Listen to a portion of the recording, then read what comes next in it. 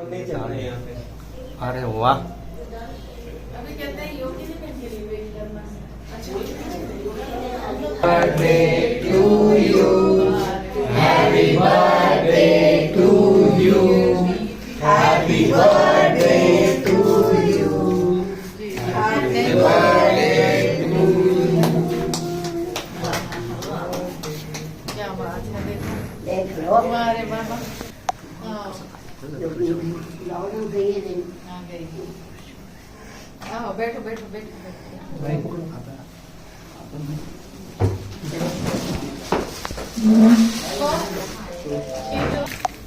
आजा।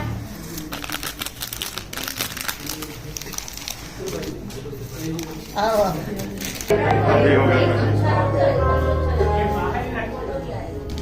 तो इसीलिए जो है फिर आकर के भी मैं कहाँ गई, नहीं गई, वहाँ से हैदराबाद। अरे मैं भी बैठी हूँ। सीमा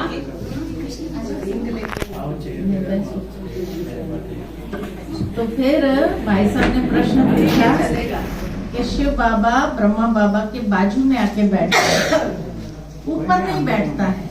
हमें ब्रह्मा बाबा के ऊपर बैठना चाहिए, हाईएस्ट अथॉरिटी है, बाजू में क्यों बैठता है? बैठो बैठो बैठो यहाँ रामदास सजनी है ना बाजू में, हाँ? सजनी है ना, सजनी है इसलिए। और साजन है वो सजनी, हाँ। बगल में बैठाएगा ना। अच्छा, भाई साहब ने यही कहा कि मात पिता है, तो वो माँ है वो पिता है, इसलिए बाजू में बैठता है ना, ऊपर नीचे नहीं बैठता है, बाजू में बैठता है इसलिए। आ जाओ आ जाओ आ जाओ, सब आ जाओ, आ जाएंगे, बहुत जगह है, इधर भी है, खटिया पर बैठ सकते हैं, खटिया पर भी बैठ सकते हैं। आ जाओ सब, अंदर आ जाओ। हैं? हाँ, happy birthday, very very happy birthday, जियो हजारों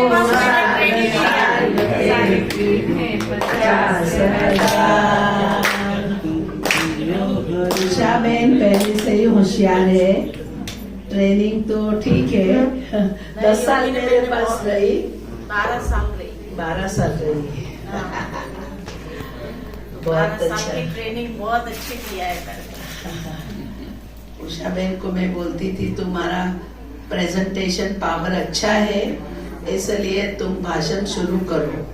तो हमारे पास न्यूयॉर्क की मोहिनी बहन आई थी, तो मैंने उनको कहा कि तुम इंग्लिश में उनका परिचय दो, प्रोग्राम रखा हुआ था। तो फर्स्ट टाइम इसने अच्छी तरह से इंग्लिश में वहाँ बोला प्रोग्राम में, पार्ला में। तो प्रेजेंटेशन पावर इनका बहुत अच्छा है। दूसरा, वीआईपी को कैसे हैंडल करना वो उनको अच्छी तरह से आता है, और ट्रेनिंग भी मिल गई, क्योंकि पार्ला में नेचुरल काफी वीआईपीज का आना जाना उस समय चलता ही था, तो ऑटोमेटिक अटेंड करना, और उनको फील्ड मिल गया वहाँ, अच्छा सा पार्ला में फील्ड मिला, तो बहुत अच्छा उषा बहन तैयार हो गई। तो यहाँ तो गवर्नर जब आए तो गवर्नर को कोर्स कराया, वो भी बहुत इम्प्रेस हो गया, और इनका ये कराने का स्टाइल बहुत अच्छा है। मैंने जैसे बताया कि मेन बात होती है कैचिंग पावर और प्रेजेंटेशन पावर, तो प्रेजेंटेशन पावर इतना अच्छा होने के कारण, बाकी दूसरी भी इनकी विशेषताएं बहुत है। एक्यूरेट है वो, सुबह 4 बजे उठना, क्लास कराना, जो भी कहाँ भी कराना होगा, तो वो सब एक्यूरेट भी है, अलर्ट भी है, एक्टिव भी है, तीनों बातें उसके अंदर है, एक्टिव, अलर्ट, एक्यूरेट। तो उसके कारण वो बहुत ही आगे बढ़ गए, और फिर तो धीरे धीरे प्रैक्टिस इनको होती गई। खुद ने भी बहुत मेहनत किया, तो हमारे जब नागार्जुना ग्रुप ऑफ इंडस्ट्रीज से के राजू ने बोला 2 बहनों को आप भेजो, तो मैंने उषा बहन को ही वहाँ हैदराबाद में पहले शुरू में भेजा, जबकि हमको भी नहीं मालूम था कि हमें क्या करना है उधर। मैंने उसको बोला कि हम लोग क्या करेंगे इंडस्ट्री में। तो बोला नहीं बहन जी, आपको नहीं पता है, मैनेजमेंट के अंदर मेडिटेशन की बहुत जरूरत है। ऐसा करके हमने इन लोगों को भेजा। फिर इन्होंने बहुत अच्छी ट्रेनिंग, फिर ब्रायन भाई गए, मार्क भाई गए, इन्होंने भी अपना बहुत डीप स्टडी किया, डेफ्ट में गए मुरली, क्योंकि इन लोगों को सारा कराना पड़ता था कंपनीज में। तो कैसे आप और क्रीना बहन दोनों गए थे और ये लोगों ने खूब मेहनत किया। ऐसा नहीं कि आसानी से सब हो गया। फर्स्ट टाइम ऐसा अलग centre, Nagarjuna management centre with Brahma Kumaris, तो उसमें इन लोगों को अच्छी सी मेहनत करनी पड़ी। सार मुरली का ऐसा नहीं कंपनी में सीधा मुरली सुना देवे, तो उनका सार सुनाना पड़ता था। तो बहुत अच्छी तरह से उषा बहन ने और क्रीना बहन ने वहाँ अच्छी सेवा किया। तो आज अनेक इंडस्ट्रीज में, फिर ज्ञान सरोवर में 100 बहनों को ट्रेनिंग दिया हम लोगों ने। परंतु शुरुआत जो है, फाउंडेशन जो है, वो 2 बहनों ने नागार्जुना ग्रुप ऑफ इंडस्ट्री में डाला। तो उषा बहन की अपनी बहुत ही विशेषताएं है, वो होशियार है पहले से ही, और रही भी ऐसे है अफ्रीका में। तो वहाँ इंडिपेंडेंट होना ही होता है, बहादुर बन के रहना होता है अफ्रीका जैसे शहर में। तो नेचुरल इनके संस्कार है और वो थकती नहीं है। उनका स्टेमिना जो है वो बहुत अच्छा है। तो स्टेमिना अच्छा होने के कारण वो अथक रात दिन जो है वो सेवा कर सकती है, वो थकेगी नहीं। कितना भी उनको कहेंगे कि आज ये करो दिन रात, तो वो कर सकती है। हमारे पास भी जितने मेहमान आते थे तो एयरपोर्ट पर आना जाना सब रात को ही होता था, वही करती थी ट्रांसपोर्ट का सारा। दादियाँ आती थी जाती थी, उस समय तो बहुत चलता था। और जो भी इंटरनेशनल फ्लाइट आती है वो तो मिडनाइट को ही आती है। तो मिडनाइट को ही इसको एयरपोर्ट पर जाना आना, रात को जागना करना, तो ये अच्छी तरह से कर सकती थी। तो बाबा ने उनको अलग अलग बहुत सेवाओं का अच्छा ही अनुभव कराया, जो यहाँ बहुत अच्छी तरह से उनको सेवा में काम लग रहा है। और ऐसे में कहेगी कि उनका परिवार जो है वो भी बहुत अच्छा है। इनके लौकिक माँ, पिताजी, भाई बहनें सारी, और बहुत ये सारे जो परिवार है, पिताजी इनका बहुत मेरे को बोलेगा, जब भी आते थे हमारे पास, बोलो नहीं आप इनको अच्छी तरह से आप ट्रेनिंग दो। माना बेहद में है। उनकी मम्मी भी बहुत अच्छी है स्वभाव की, और आना जाना हम लोग बीच में करते ही थे नवसारी में। तो बहुत ही अच्छा परिवार है। और देखो पूरा परिवार ऐसे बाबा के ज्ञान में चल रहा है, तो कम बात नहीं है। एक अनुभव सुनाती हूँ। मेरे को पहली जब कॉन्फ्रेंस हुई थी यहाँ अपने 83 में पांडव भवन में, तो उस समय बहुत सारे फॉरेनर्स आने वाले थे, यूनाइटेड नेशन से भी आने वाले थे। तो मेरे को योगिन मैंने ने कहा तुम जाओ और काउंटर खोलना है, तो परमिशन लेके आओ। 10 दिन का काउंटर खोलना है एयरपोर्ट पर। तो इतने मेहमान आएंगे तो उसको रिसीव करने के लिए। तो फिर जो है मैं गई और जा करके वहाँ मैंने पूछा किसी को कि भाई किसको मिलना होता है ये काउंटर खोलने के लिए। तो मेरे को कहा आप डायरेक्टर से मिलो। उनका डायरेक्टर कहाँ बैठता है? तो डायरेक्टर के ऑफिस में गई तो कहा वो तो अभी बहुत मीटिंग में है, बिजी है, आज तो मिल नहीं सकता है। तो मैंने कहा फिर किसको मिलना चाहिए उसके एब्सेंस में? तो कहा डेप्यूटी डायरेक्टर से मिलो। तो मैं डेप्यूटी डायरेक्टर के पास गई। तो उसको मैंने कहा कि हमको है ना, ऐसे हम ब्रह्मा कुमारी से हैं और हमको एक काउंटर खोलना है 10 दिन के लिए, हमारे इंटरनेशनल गेस्ट आ रहे हैं इसलिए उनको रिसीव करने के लिए। तो उसने कहा ठीक है खोल सकते हैं आप, और जो है पर डे 100 रुपया भरने का और 10 दिन का 10,000 भरने का है। हाँ 10,000 हाँ पर डे 1,000 और 10,000 मना आपको भर देना है ना, पर डे 2,000 और इस तरह से 10 दिन का 20,000 देना है। तो मैं तो खुश हो गए कि चलो इतना सहज काम हो गया।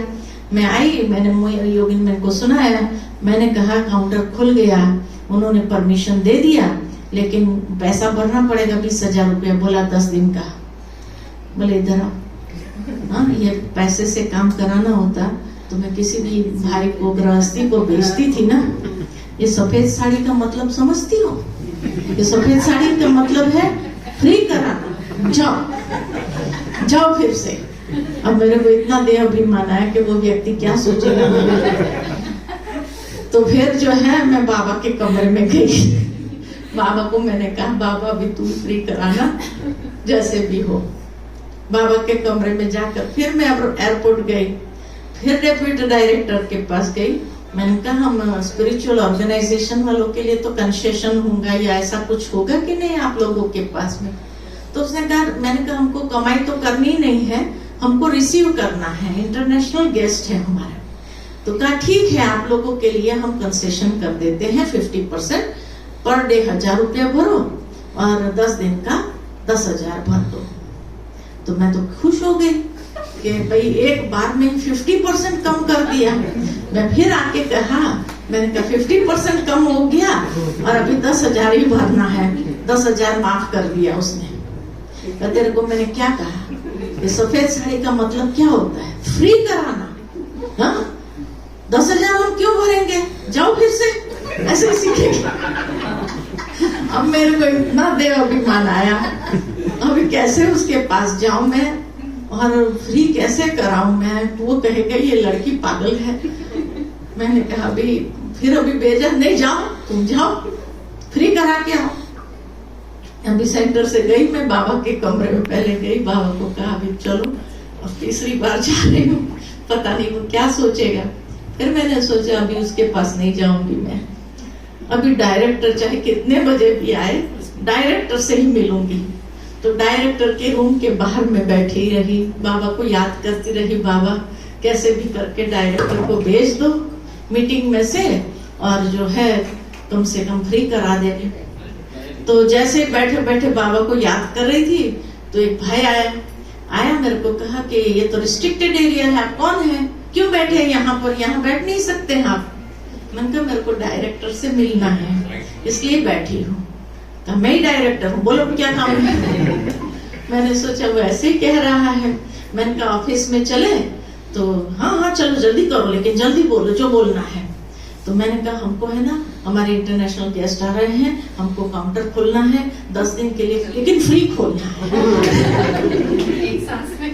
एक ही सांस में सब बोल दिया उसको।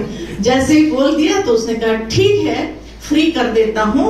उसके सेक्रेटरी को बुलाया, बोला लेटर टाइप करो अभी, और कितने लोग बैठेंगे। मैंने कहा 10 लोग तो कम से कम होंगे, मन टर्न बाय टर्न। तो कहा 10 पास इश्यू कर दो और इसको फ्री कर दो और मेरे पास। मैं थैंक्स बाबा।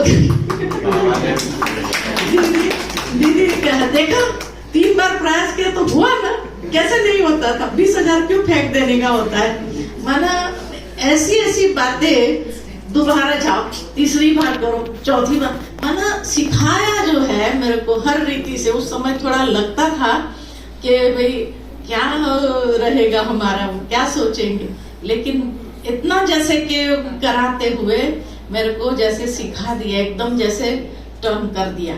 फिर एक बार जो है दीदी फॉरेनर्स आते थे तो सोने का होता था, तो वो नीचे फोम बिछाने के लिए फोम मंगाए थे, 100 फोम मंगाए, 1-2 भी नहीं।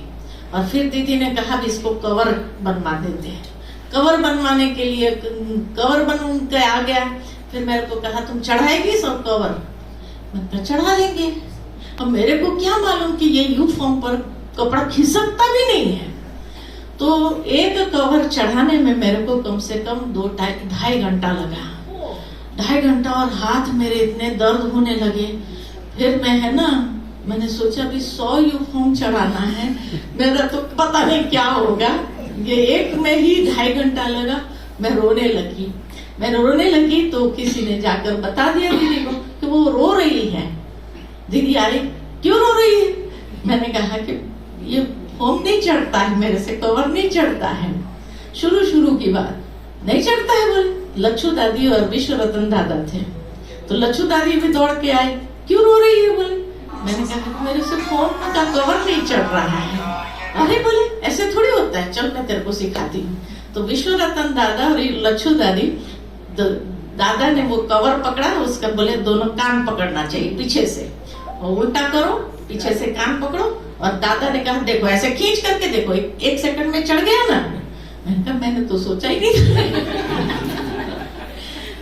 तो मेरे को इतना सिखाया है जो बात मत पूछ। मैंने हर रीति से, मैं एक जिसको कहा जाए कि एक कच्चा ये था, लेकिन हर रीति का जो आकार दिया हर बात का, तो उस समय भले मेरे को डांटती भी थी, ये भी करती थी, लेकिन फिर भी जैसे मैं घड़ गई, जिसको कहे ना घड़ जाए, कच्ची माटी मजबूत कर दिया। इसकी विशेषता थी कि ये झटकू बनी। इसने ये जो किया ना, जैसे बाबा के लिए हम लोग कहते हैं ना कि बाबा को जैसे ही शिव बाबा ने माध्यम बनाया तो बाबा झटकू बने, है ना, कुर्बान गए बाबा। बाबा ने एक बल एक भरोसा रखा, निश्चय बुद्धि बाबा रहे, और सत्य की नाव हिलेगी डोलेगी पर डूबेगी नहीं, बाबा ने कहा। इसको भी जैसे ज्ञान हुआ, इसकी मम्मी को बोला मेरे को समर्पण आबू में होना है, तब 17-18 साल की थी, तो बोला कि मेरे को आबू में समर्पण होना ही है, मैं होगी ही।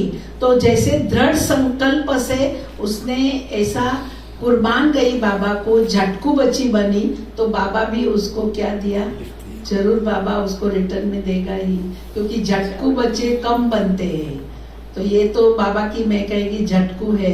उसने नक्की कर लिया मेरे को, तो वो मधु अपने घर में गई ही नहीं, मधुबन में आई थी तो समर्पण ही हो गई, और दादी के पास, और अपने घर में नहीं गई, सीधा दादी ने मेरे पास भेजा।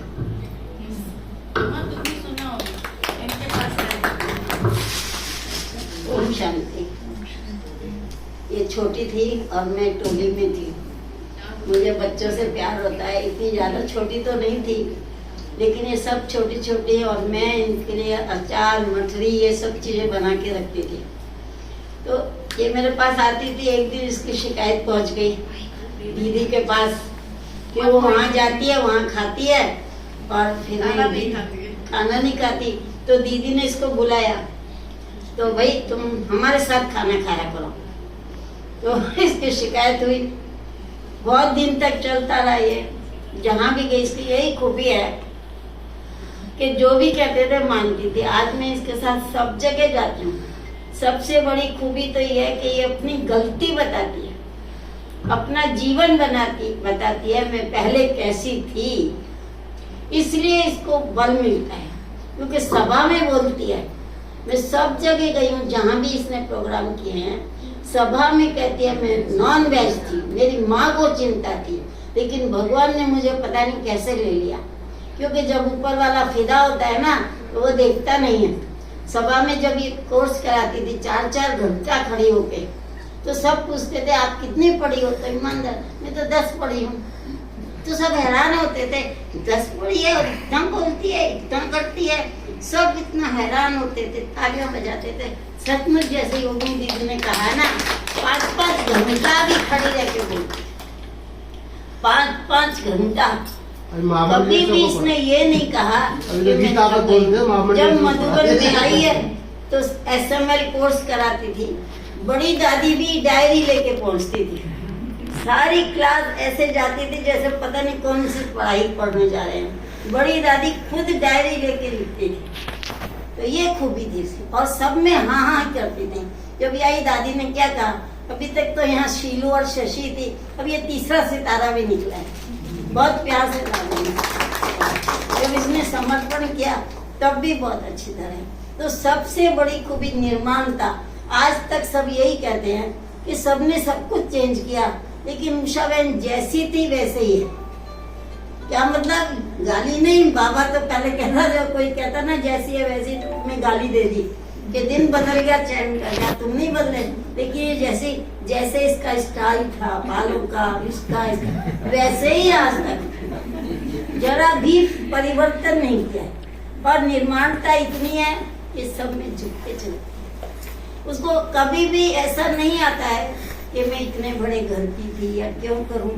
जैसे नहीं, योगिनी बहन ने कहा, जब इसने झाड़ू पोछा लगाया तो क्या कहती थी, पहले तो मैं एक ही बोलती थी तो मेरी वाणी थी, अब तो मैं ये कहती मेरा अंग अंग शीतल हो रहा है, अंग अंग शीतल हो रहा है। तो मुझे बहुत ही खुशी होती। छोटेपन से ही मुझे अम्मा अम्मा करती है, तो मैं भी यही कहती हूँ कि चलो ना 10 रोड़े पत्थर इकट्ठे किए, एक हीरा तो पैदा हुआ, सबको हीरा बनना चाहिए। तुम शांति, क्योंकि टाइम बहुत है। पारस चलो अब सब शुरू करते हैं। ऐसी चल रहा होगा जरूर, लेकिन भीड़ है इसमें। चलो भाई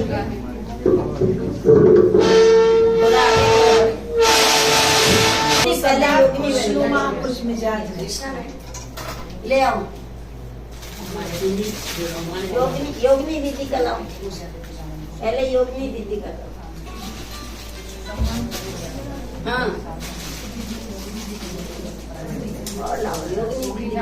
कोई इसका है पहले आप ना होती तो ये पहला कहाँ से होती, ये तो आपको ही मिलेगा ना,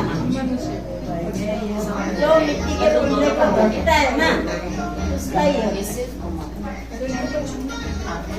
ले आओ एक दिन तो करना ही होता है, कोई बात नहीं, सबकी खुशी के लिए करो। गालियाँ तो मीटिंग में नक्की किया है। नहीं, गालियाँ तो खुशी देती है ना सबको। आओ ले आओ,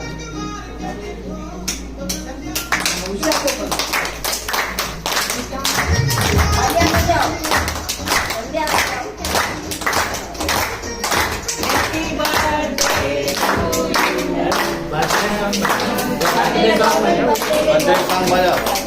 बहुत गाने लगा बोलेंगे। अरे मेरा आईपैड लेके आना। शांति।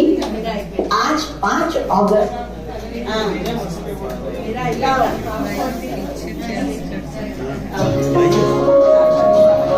आपने थोड़ा पीछे करके देखिए, आश्रम में जाके आओ,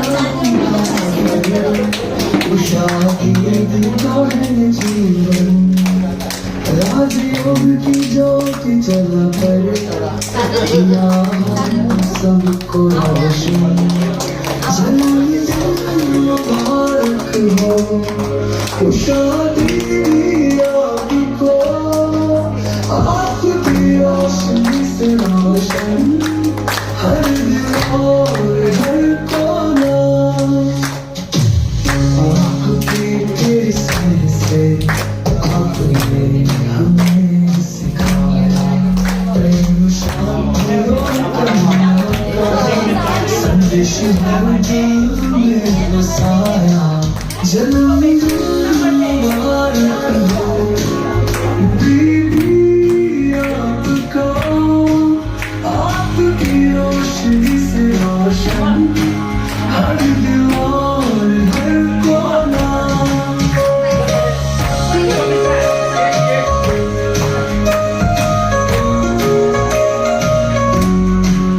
आपके किस्मत से आपने हमें सिखाया प्रेम शांति और करुणा, संदेश हर दिल में बसाया। जन्म मुबारक सत्य पर चलकर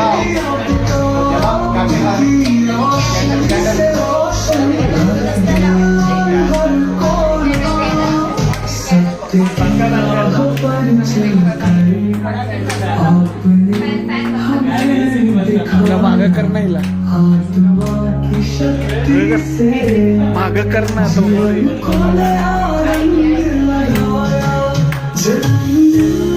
मुबारक हो दीदी आपका, आपकी रोशनी से रोशन हर दिल और हर कोना, आपकी शिक्षाओं ने जीवन को आधार दिया, संस्कारों की मूर्त बनकर हर दिल में प्यार भरा। जन्मदिन मुबारक हो दीदी आपको,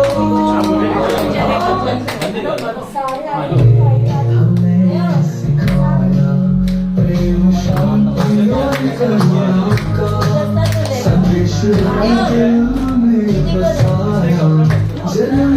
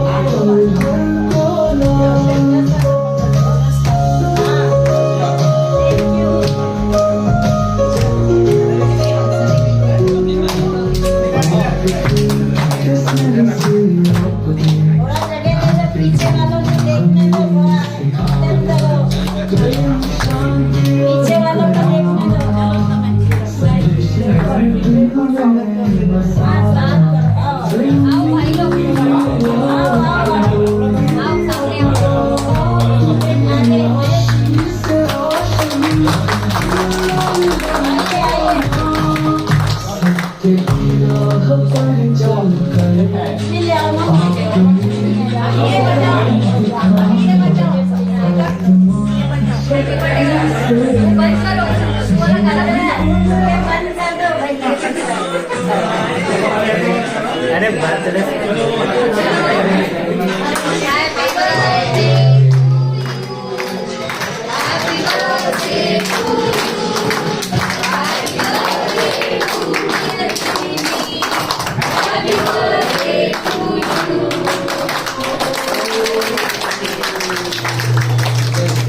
चलो भाई को गाओ कहने चलो करे आ जाओ उषा दीदी का है ये जीवन राजयोग की ज्योत जला अच्छी अंदर आओ भाग्य बहनों अंदर आ जाओ श्रीकांत दिसू देऊ नका स्क्रीनच्या रूम मध्ये जाऊ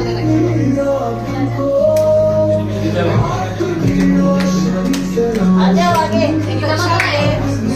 ड्रेसिंग बंद करो भाई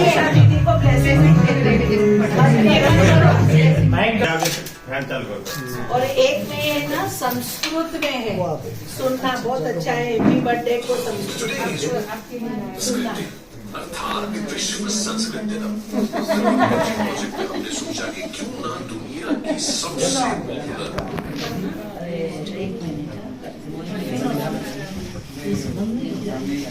सबसे सबसे लोकप्रिय कविता जो हर घर में अक्सर गाई जाती है उसी को इस बार ट्रांसक्रिएट किया जाए। कविता है माइक चालू करो। तो हम गए संपदा नंदा मिश्रा जी के पास और जो उन्होंने लिखा हम आप तक पहुंचा रहे हैं। लीजिए। शुभ जन्मदिनं तुभ्यं, शुभ जन्मदिनं तुभ्यं।